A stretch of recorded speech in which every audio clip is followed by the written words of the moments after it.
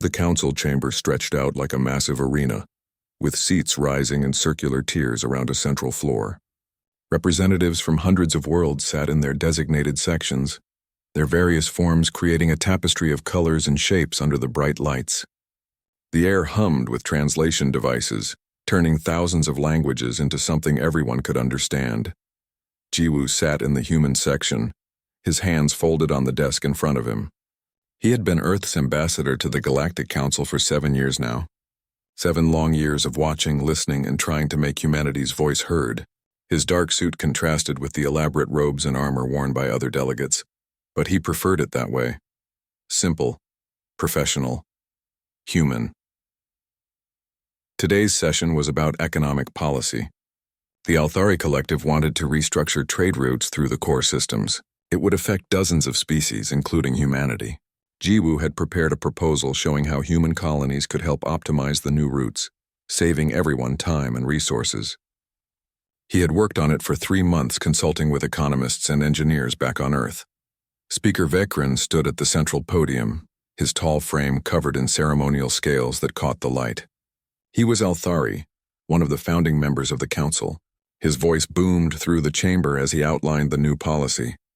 Jiwoo pressed his request button. A small light appeared on the speaker's console, indicating someone wanted to address the assembly. Vekran glanced at it, his eyes scanning the information. Then he looked away. "The Vryn delegation has the floor," Vekran announced. Kolthar rose from the Vryn section, his multiple arms gesturing as he spoke.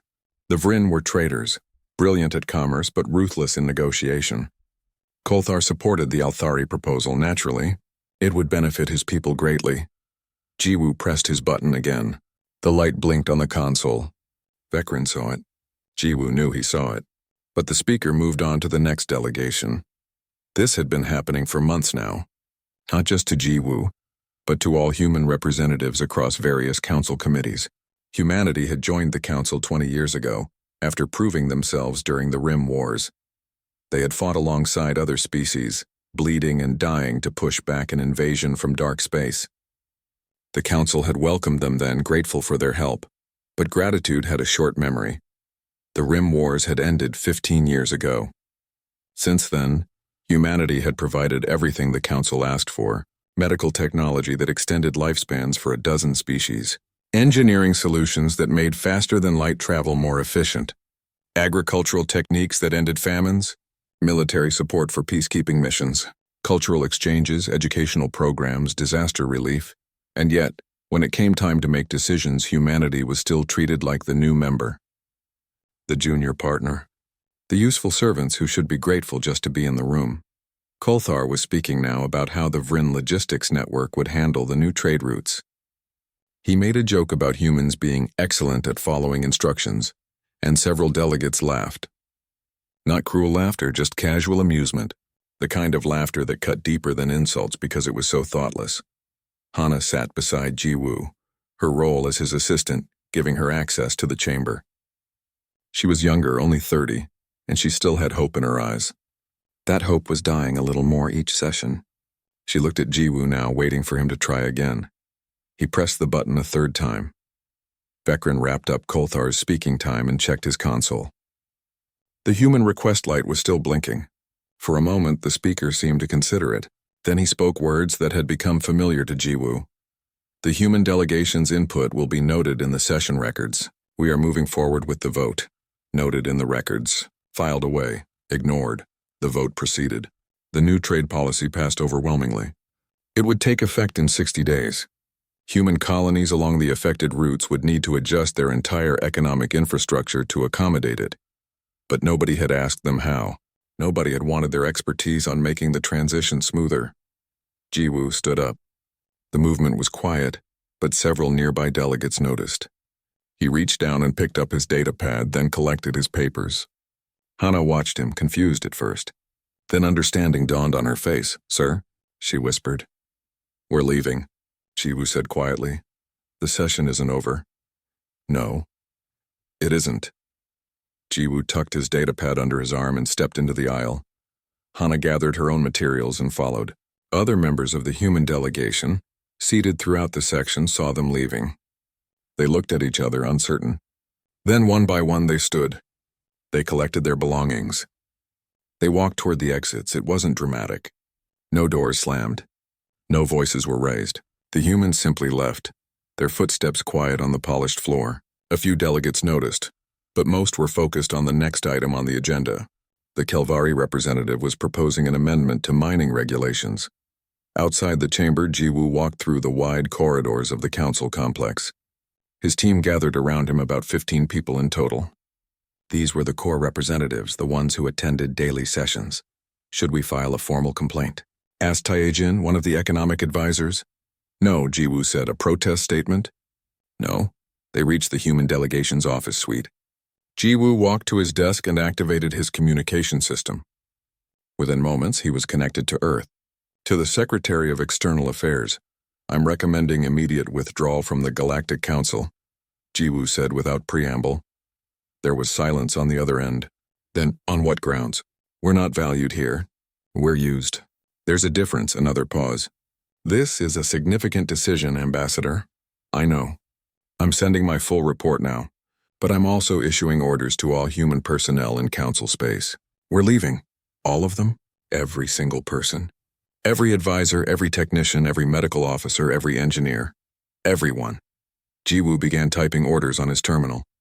Hana watched him, then slowly started helping. Within an hour, messages were being sent across the galaxy. Encoded. Official. Clear. All human personnel were to begin withdrawal procedures immediately. Complete current contracts. Finish emergency work, but accept no new assignments. Make arrangements to depart. No explanations were needed. No reasons given. Just professional courtesy and departure dates.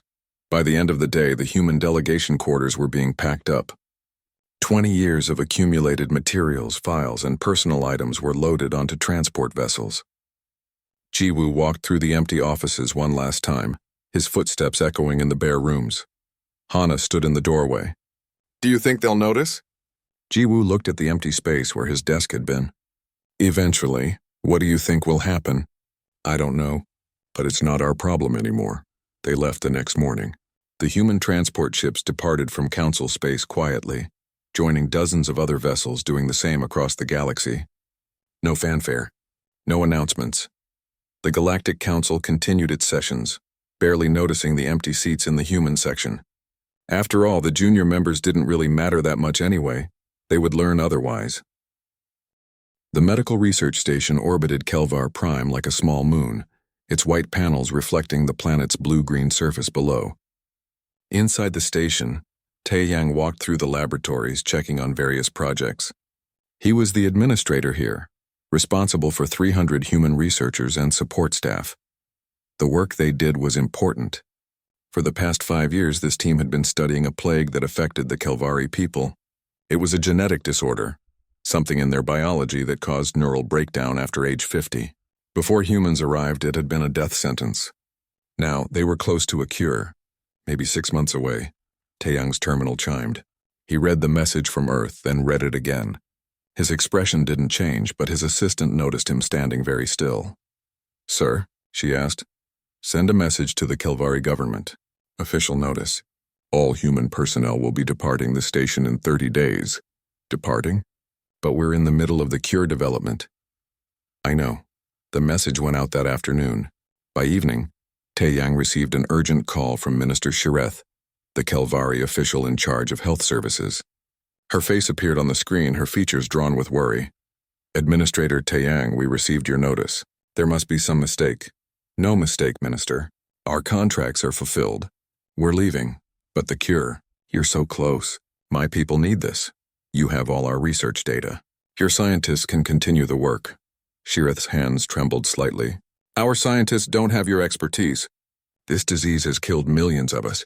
You're the first to make real progress. Then I suggest you petition the Galactic Council for support. They have resources. The Council? But you're already here. You're already helping us. Taeyang's voice remained polite but firm. We were helping you. Our contract ends in 30 days. We will not be renewing it, please. Name your price. We'll pay anything. This isn't about money, Minister. Then what is it about? Taeyang paused. How could he explain it? How could he make her understand that humanity was tired of being taken for granted? That being useful wasn't the same as being valued? Renegotiate through proper channels, he said finally. Good luck, Minister. He ended the call. Similar conversations were happening across the galaxy. On trade stations, human logistics coordinators were informing their contacts that operations would cease. At military bases, human tactical advisors were packing their equipment. In universities, human professors were submitting their resignations. Jung had been coordinating fuel refineries in the outer reaches for 8 years. The refineries processed exotic matter into fuel for faster-than-light drives. It was technical work, requiring precise calculations and constant monitoring. Human engineers had improved the efficiency by 40% when they took over operations. Now Myung was training local workers on basic operations. He had 2 weeks before his departure. The local governor had called him, confused and worried. But who will run the refineries? The governor asked. Your people will, Myung said. We don't know how. I'm leaving instruction manuals. Very detailed ones. Manuals aren't enough. We need your people here. Then hire us back. At standard rates, the governor sputtered. Standard rates? You're already here under council agreements. Those agreements are void. Humanity has withdrawn from the council. Withdrawn? Since when? Since now. The news spread slowly at first, then faster. Humanity wasn't just leaving the council chambers. They were leaving everything. Every joint project, every cooperative venture, every shared facility, if it was under council authority, humans were walking away. Borum had been a trade negotiator for 12 years, working out of a council station near the Vryn territories. She specialized in complex commercial contracts, the kind that took months to structure properly. She was good at her job. Very good. Her Vryn counterpart, Nelvac, arrived at her office unannounced. What is this nonsense about humans leaving? Nelvac demanded. Borum continued packing her belongings. It's not nonsense. It's policy. But we have active negotiations. The Kepler trade agreement alone represents billions in commerce. You'll need to find another negotiator. We want you. Borum sealed a container and labeled it. I'm no longer available. The council has no authority over me anymore. Borum looked at Nelvac directly. None at all. Nelvac's multiple arms gestured in frustration. This is unprofessional. No, it's very professional. I'm fulfilling my contracts and departing. That's exactly professional. But why? Borum considered the question. Why? Because humanity had spent 20 years being patted on the head and told to sit quietly while adults talked. Because their expertise was used but not respected. Because being indispensable apparently meant being taken for granted. Because we choose to, she said simply. Across council space, the pattern repeated. Human doctors finished treating their current patients but accepted no new ones. Human engineers completed their current projects but started no new ones. Human teachers finished their current terms but signed no new contracts. They weren't angry. They weren't vengeful. They were just done. Speaker Vekrin finally noticed 3 weeks after Jiwoo left. An aide brought him a report showing the departure statistics. Thousands of humans, tens of thousands, all leaving council facilities, stations, and projects. Get me Ambassador Jiwoo, Vekrin ordered. He's not responding to communications, sir. Then get me whoever is in charge of the human delegation. There is no human delegation anymore, sir. They've withdrawn their council membership. Vekrin stared at the aide. Withdrawn? They can't just withdraw. According to the charter, any member species can withdraw with proper notice. Humanity filed notice 3 weeks ago. Why wasn't I informed? The notice was filed during the economic policy session. In your message queue. The message queue that Vekrin never fully read because it was always full of minor items. Items like humans requesting to speak. Items like formal notices of withdrawal. This is a negotiating tactic, Vekrin said confidently. They'll be back, the aide said nothing. But privately looking at the data, she wasn't so sure. The galaxy was about to discover something interesting. When humanity left a room, they didn't leave an empty chair. They left a hole. The fuel shortage hit the core world 6 months after humanity left. It started as a minor inconvenience. Shipments ran a few days late. Prices increased slightly. Nothing alarming. Then the delays grew longer. Refineries in the outer reaches were producing at 60% capacity. The exotic matter was being processed, but not efficiently. Without human engineers maintaining the systems and optimizing the workflows, everything took longer and produced less.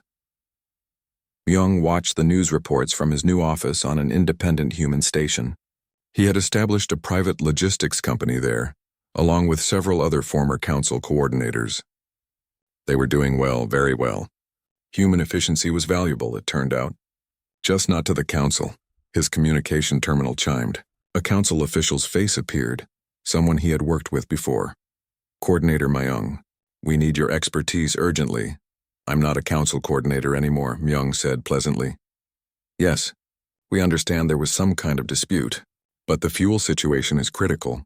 We need human engineers back at the refineries immediately. I see. Well, my company does offer logistics consulting. Excellent. When can you return? Return? Myung smiled. Oh, I'm not returning. But I can send a team. Our standard contract is 3 years minimum, with rates of 500,000 credits per engineer per year. The official's face went pale. 500,000? You were working for 50,000 under council agreements. Those were council rates. These are market rates. That's 10 times what we paid before. Correct. That's extortion. Myung's smile didn't change. No, it's business. You're welcome to find another provider. I hear the Vrin have some logistics expertise, though not in exotic matter processing. Good luck. He ended the call. Similar conversations happened across various industries. The council discovered that human expertise wasn't just helpful. It was foundational. 20 years of humans quietly making everything work better had created dependencies nobody had noticed. Fleet Commander Vekros realized this the hard way. His fleet was trying to suppress a pirate uprising in the Rim territories. It should have been a simple operation. His forces outnumbered the pirates 5-1, but the operation was a disaster. Supply chains broke down. Ships arrived without proper ammunition. Medical facilities couldn't handle the casualties efficiently. Tactical analysis was slow and often wrong. What should have taken 2 weeks stretched into 2 months. Vekros finally understood. During the Rim Wars, human tactical advisors had been embedded in every command structure. Human medical teams had run the field hospitals. Human logistics officers had managed the supply networks. They had made everything work smoothly, so smoothly that nobody noticed them doing it. Now they were gone, and the machine was breaking down. Vekros tried to contact Daeun, a human colonel who had been his chief tactical advisor for 5 years. Her current location was listed as an independent human colony in unclaimed space. She answered the call, looking relaxed and happy. Colonel Daeun, I need your help, Vekros said bluntly. I'm not a colonel anymore, Commander. Just Daeun now. The Rim operation is failing. I need tactical support.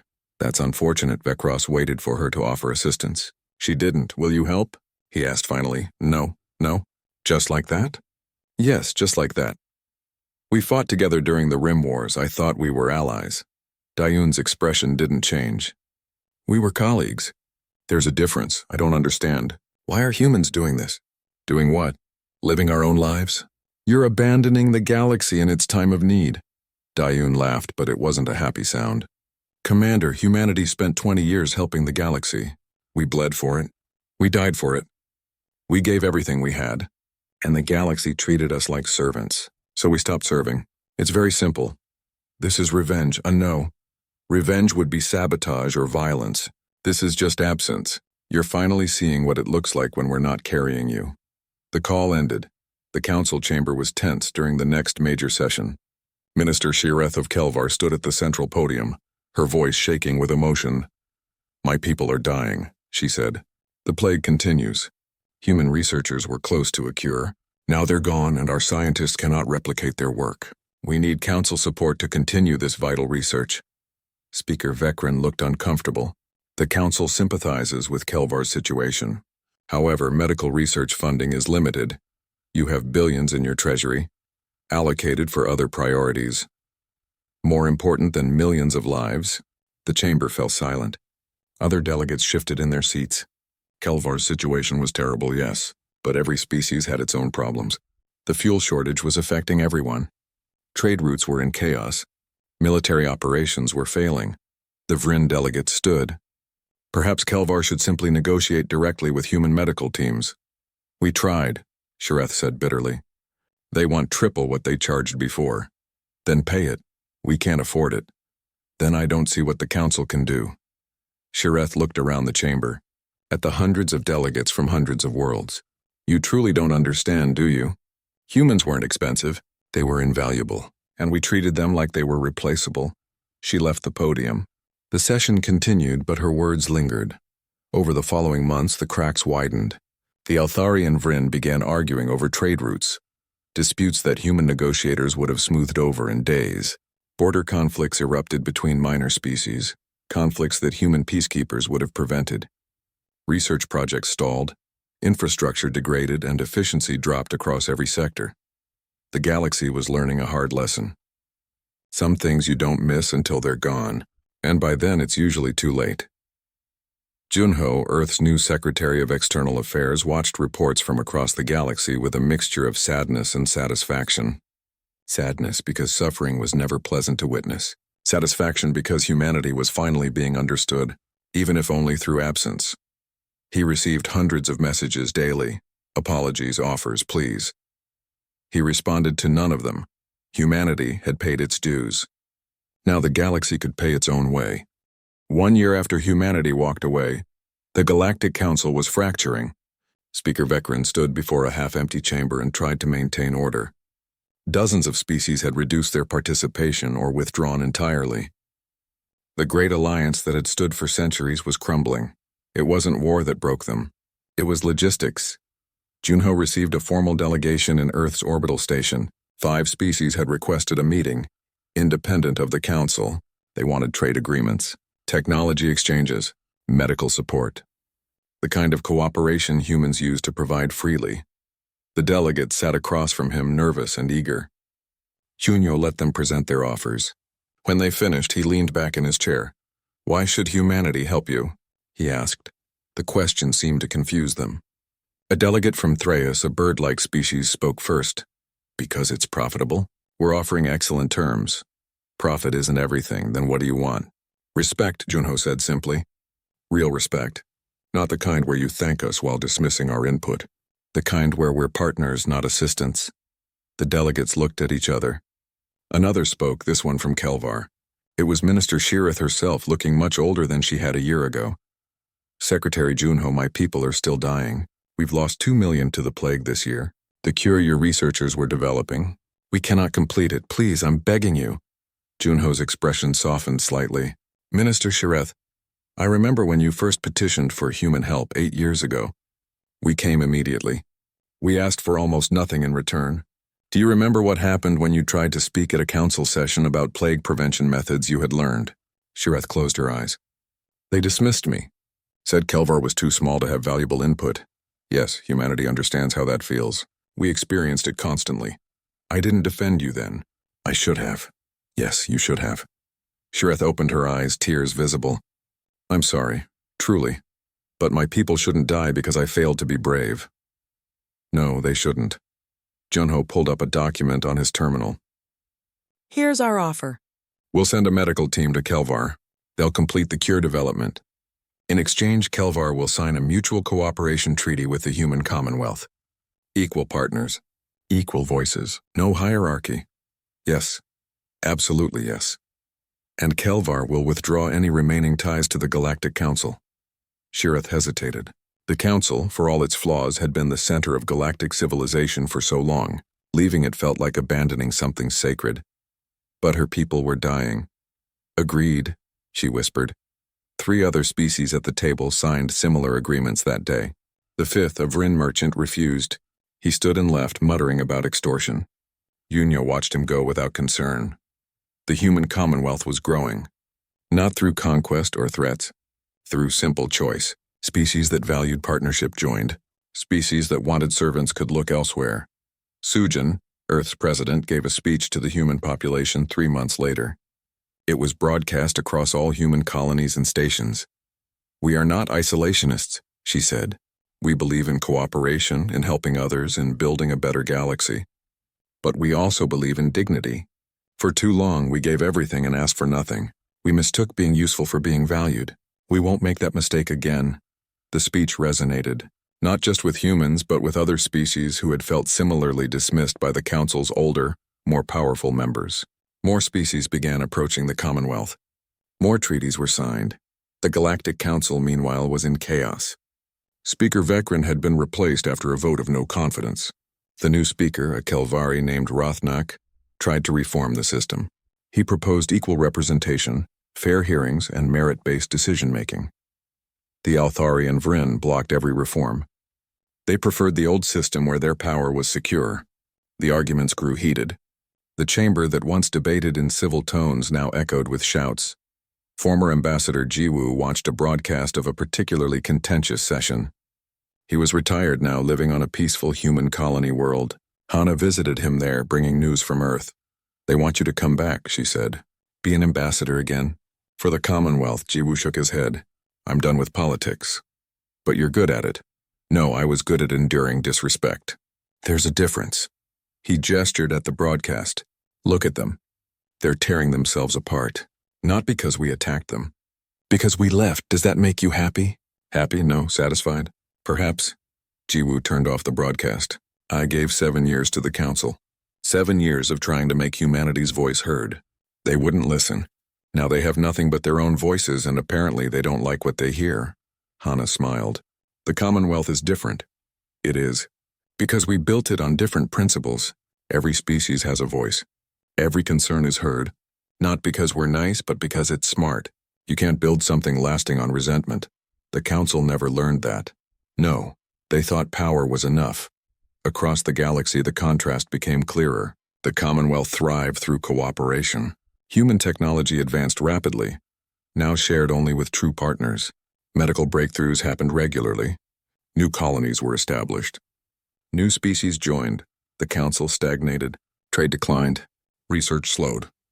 Military effectiveness dropped further. Old alliances frayed and sometimes broke entirely. 5 years after humanity left, Borum attended a conference on a neutral station. It was a gathering of independent traders, people who operated outside Council jurisdiction. The conference hall was full, hundreds of beings from dozens of species. She saw Nelvac across the room. The Vryn trader who had once demanded she stay and work. He looked diminished somehow, less confident. When he saw her, he approached cautiously. "Negotiator Borum, it's been some time." "It has. I hear you've done well for yourself." "I have. And you?" Nelvac's arms gestured in a way that suggested discomfort. "Business is difficult. The Council markets are unstable. Many traders have moved to Commonwealth space. Makes sense." "Stability matters. Nelvac hesitated. "I was wrong. What I said to you years ago, calling your departure unprofessional. You were right to leave." Borum nodded slowly. "Thank you for saying that. Is there room in the Commonwealth for non-humans?" "Of course. We're not exclusive. Just selective. We choose partners who value us. I would like to apply." Borum handed him a card with contact information. "Start there. Be honest in your application. We check backgrounds thoroughly." Nelvac took the card carefully as if it were precious. "I will." As he left, Hana appeared beside Borum. "More converts?" "More people realizing what they lost," Borum corrected. "Not the same thing. Will the Commonwealth accept him? Maybe, if he's genuine. If he's changed."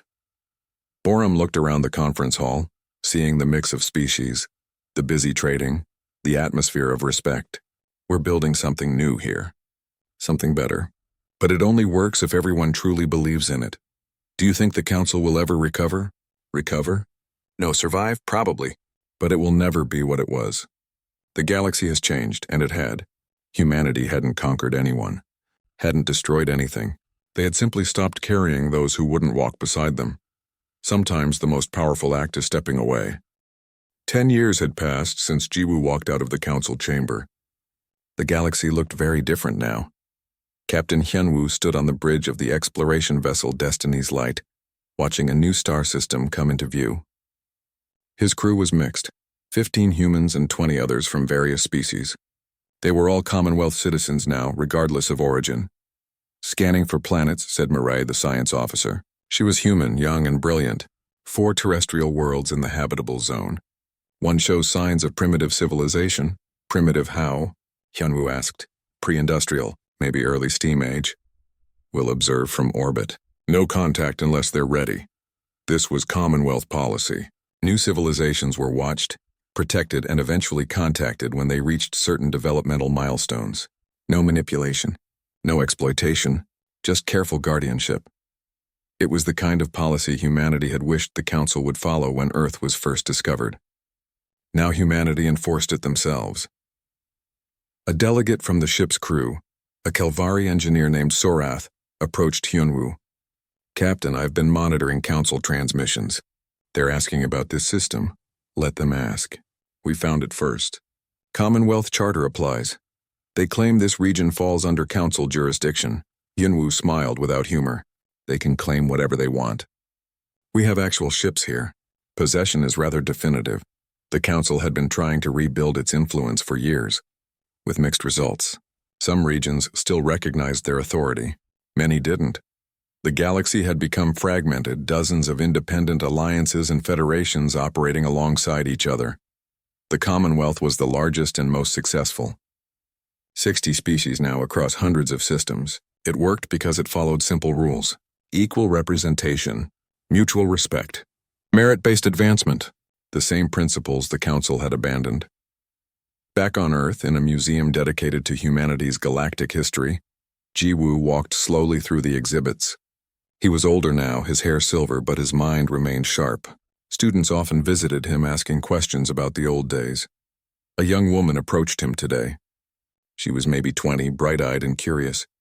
"Ambassador Jiwoo, I'm writing a paper about the Council departure.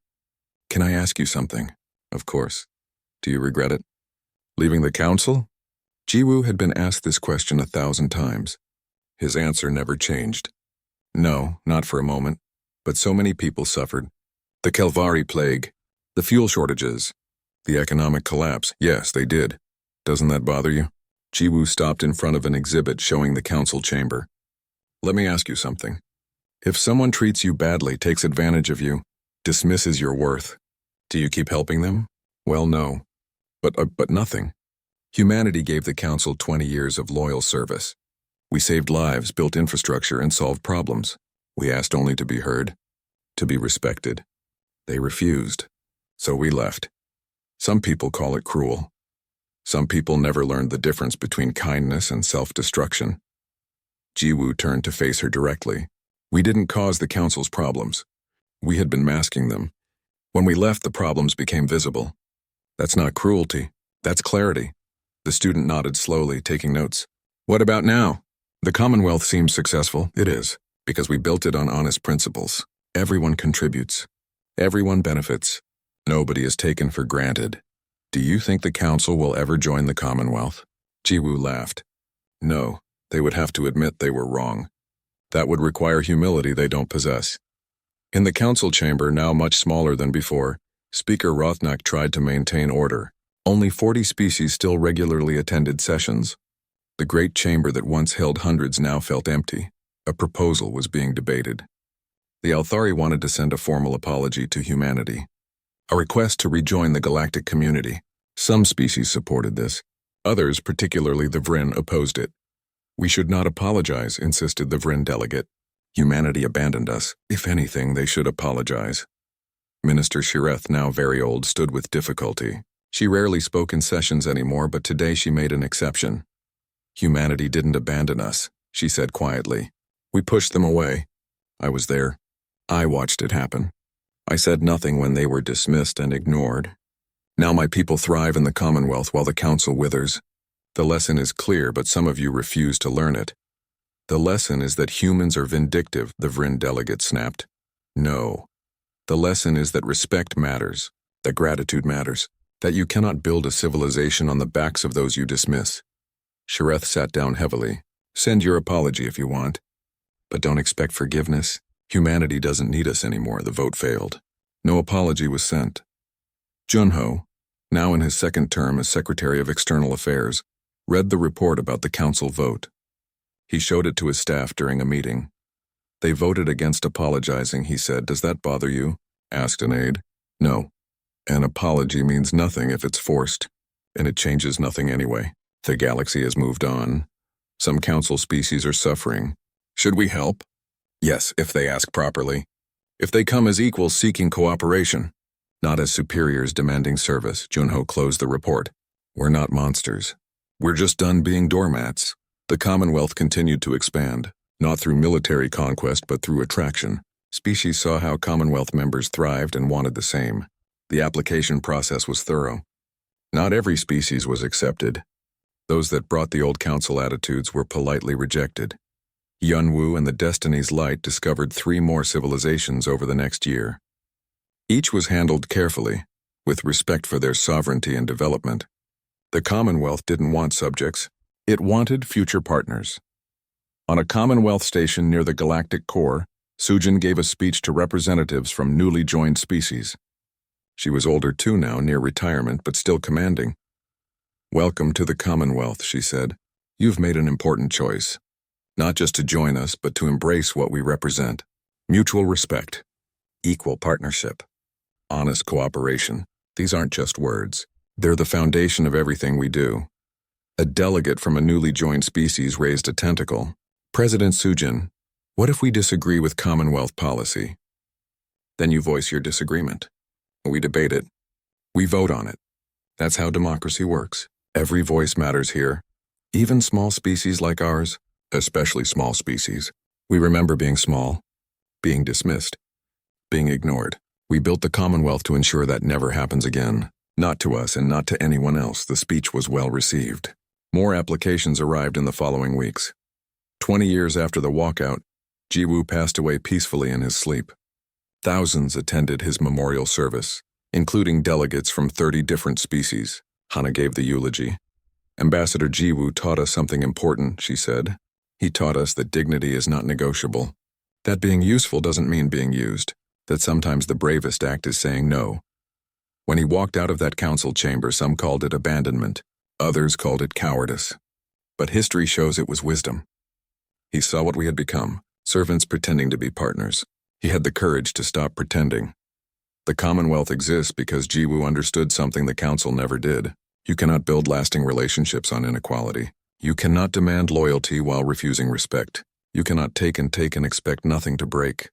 He didn't destroy the council. He simply stopped holding it up. The council destroyed itself. It's still destroying itself. Meanwhile, we've built something better. Hana looked at the assembled crowd. Humans and aliens, all equals, all partners. This is Jiwoo's legacy. Not revenge. Not isolation. But a galaxy where respect is fundamental, not optional. The service ended. People dispersed to their lives across the Commonwealth. The galaxy continued turning. The Galactic Council still existed, diminished but stubborn. They still held sessions. Still debated policies. Still pretended they mattered the way they once did. Some species remained loyal to them, finding comfort in tradition. But more and more the galaxy looked elsewhere. To the Commonwealth. To the newer alliances built on cooperation rather than hierarchy. To the future rather than the past. Humanity never went back. Why would they? They had learned the most important lesson. You cannot make someone value you. You can only value yourself enough to leave when they don't. The Council had taught humanity that lesson well, and humanity had taught the galaxy what happens when you learn it. No battle, no farewell, just footsteps walking away. Sometimes that's the loudest sound in the universe.